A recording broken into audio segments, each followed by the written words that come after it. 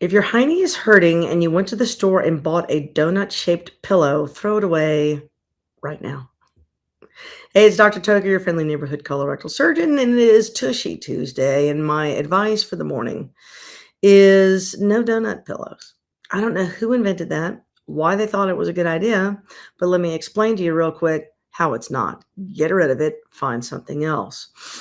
The skin around the rectum is coated with these blood vessels, and these blood vessels will engorge with gravity and with stress and with pressure. So, sitting on the toilet or prolonged squatting means a lot of pressure is on that area, and all the tissues will swell and gorge with blood and start to fall out. This is what hemorrhoids do in the first place.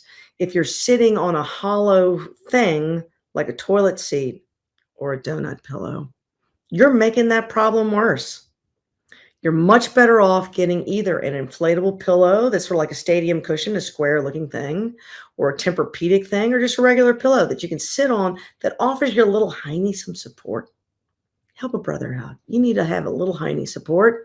No more donut pillows.